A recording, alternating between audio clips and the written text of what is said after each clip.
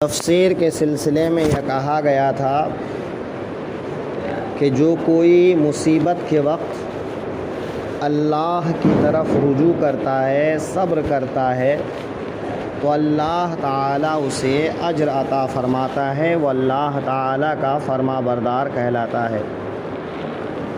اس سلسلے میں اللہ رب العزت کا ارشاد ہے وَبَشِّرِ الصَّابِرِينَ، اور خوشخبری سنا دو صبر والوں کو۔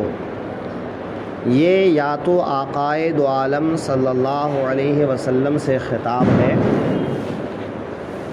کہ اے محبوب، جن لوگوں نے ان مصیبتوں پر صبر کیا انہیں بشارت دے دو کہ ان مصیبتوں کا صلہ اللہ تعالی آخرت میں تم کو دے گا،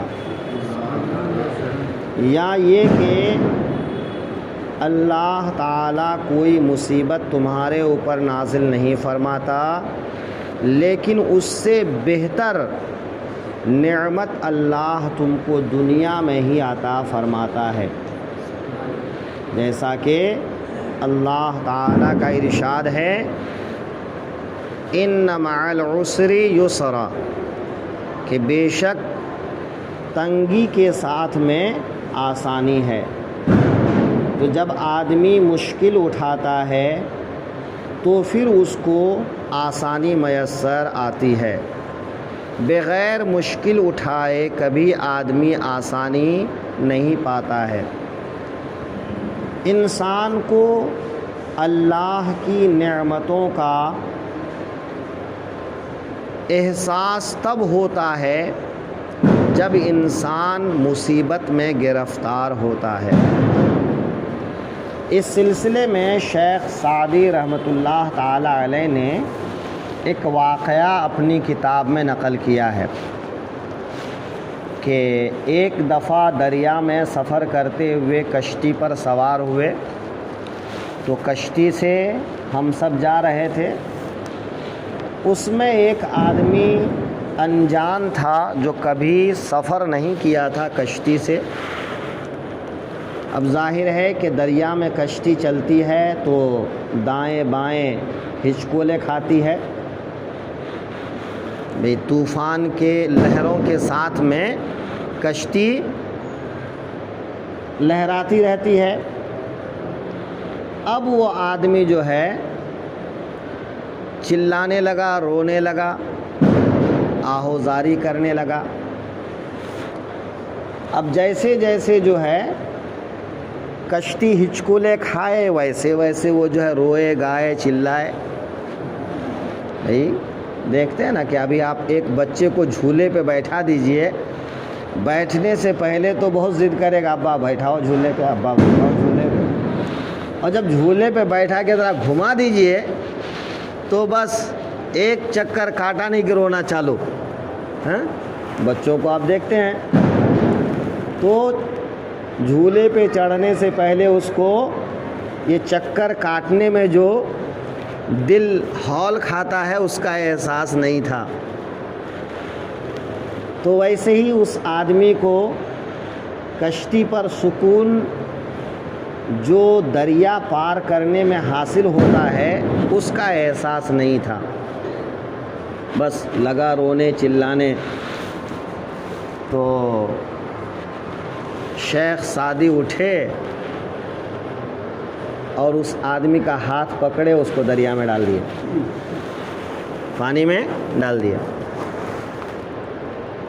اور جب پانی میں اس کو ڈال دیے، اب ڈوبنے لگا، اب اور چلانے لگا بچاؤ بچاؤ بچاؤ بچاؤ بچاؤ۔ اب جب اس طرح سے چلانے لگا تو پھر شیخ سعدی نے ہاتھ پکڑا اور اٹھا کے کشتی میں بیٹھا دیا۔ اب جب کشتی میں بیٹھا تو ایک دم ایک کونے میں چپ چاپ شانتی سے بیٹھا رہا۔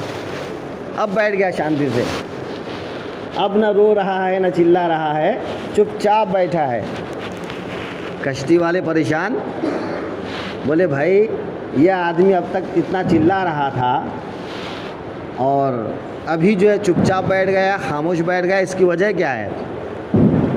تو شیخ سعدی فرماتے ہیں کہ اس کو کشتی میں جو آرام ہے اس کا احساس نہیں تھا غرق ہونے کے مقابلے میں، کہ ایک آدمی جب غرق ہوتا ہے، ڈوبنے لگتا ہے تو اس کی کیا حالت ہوتی ہے، تو اس سے بہتر تو ہے کہ آدمی کشتی میں بیٹھا رہے، اگرچہ کشتی ڈولتی رہے، ہے نا۔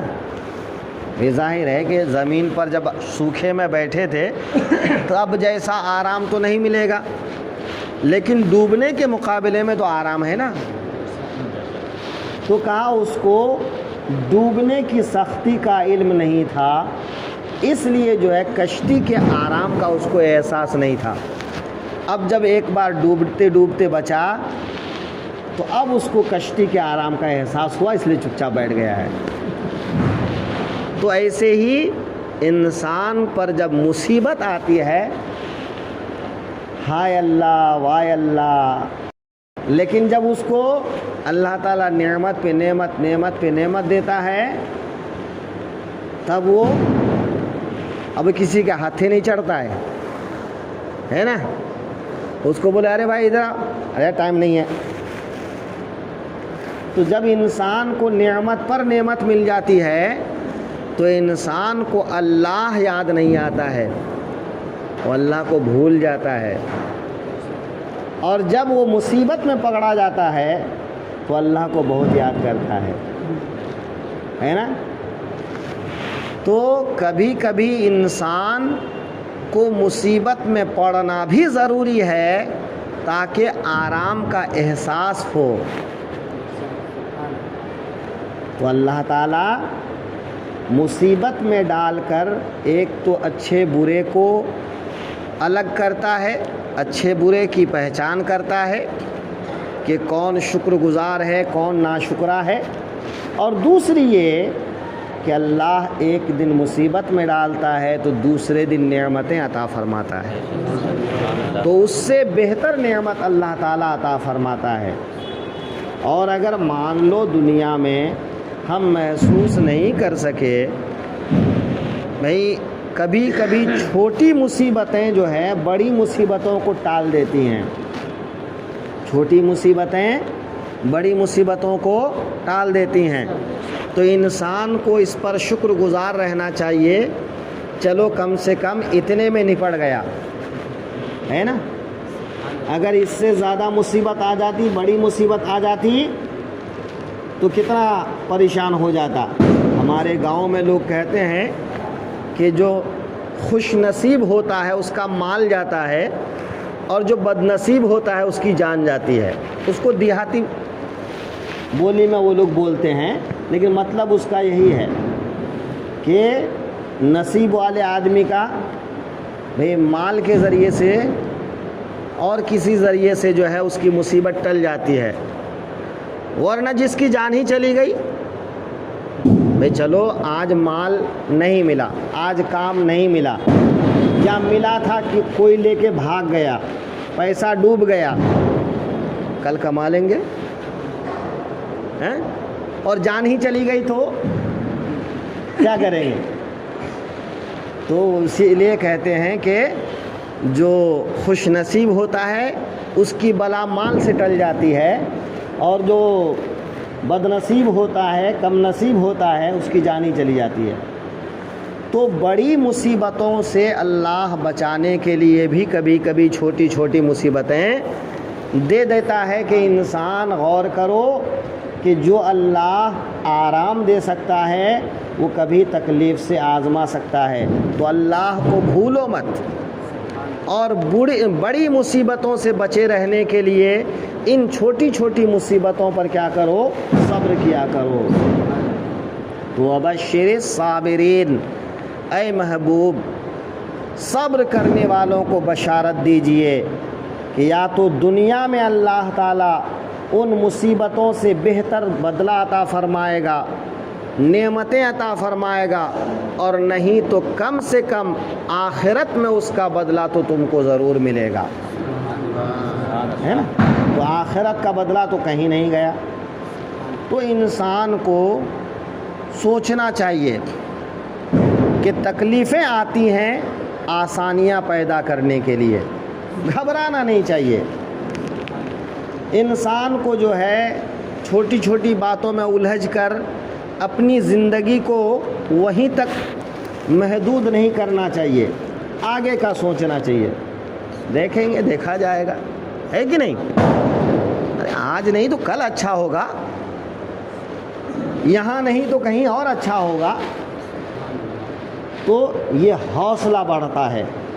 جب آپ حوصلہ بڑھاتے ہیں تو پھر کسی نہ کسی دن تو آپ کو کامیابی مل جاتی ہے کہ نہیں؟ تو وَبَشِّرِ الصَّابِرِينَ, صبر کرنے والوں کو بشارت ہو دنیا کی نعمتوں کی یا پھر آخرت کی نعمتوں کی.